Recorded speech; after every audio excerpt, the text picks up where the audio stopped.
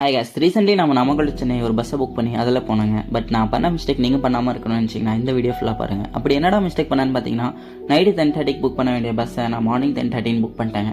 என்னதான் அடிச்சு பிடிச்சி டைமிங் சேஞ்ச் பண்ணாலும் டைமிங் சேஞ்ச் ஆகலை, டேட்டு தான் சேஞ்ச் ஆச்சு. சரி ரைட்டு, நம்ம நாளைக்கே கிளம்பிடலான்னு சொல்லிட்டு அதே டேட்டில் நான் கிளம்பிட்டேன். பஸ் நேம் பார்த்தீங்கன்னா ராயல் ரோட் லிங்க்ஸ். ஸோ இந்த பஸ்ஸுக்கு ஏற்ற மாதிரி இந்த பேருக்கு ஏற்ற மாதிரி இந்த பஸ்ஸும் ராயலாக தாங்க இருந்துச்சு. நம்ம என்ன பண்ணோன்னு பார்த்தீங்கன்னா, அப்பர் பர்த்தை புக் பண்ணியிருந்தோம். அதில் அட்டாச்சு பில்லோ ப்ளஸ் ஒரு பிளாங்கெட் கொடுத்தாங்க. அதுக்கப்புறம் பஸ்ஸை எடுக்க ஆரம்பிச்சாச்சு.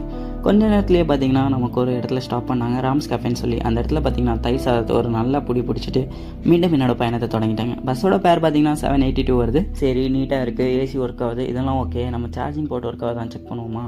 சரி, அதை செக் பண்ணலான்னு சொல்லிட்டு அதையும் நோண்டிட்டு இருந்தாங்க. வேறு வழியே இல்லைங்க, ஏன்னா பகல் டைமில் தூங்க முடியாது. இந்த மாதிரி தான் ஏதாச்சும் ஒரு நோண்டிட்டு இருக்கணும்னு சொல்லிட்டு சார்ஜிங் செக் பண்ணி பார்த்தேன். அது நல்லா ஒர்க் ஆகுதுங்க. So success. நீங்கள் இந்த பஸ்ஸை ஆல்ரெடி ட்ரை பண்ணிங்கன்னா உங்களோட எக்ஸ்பீரியன்ஸ் சொல்லுங்கள். பாய்.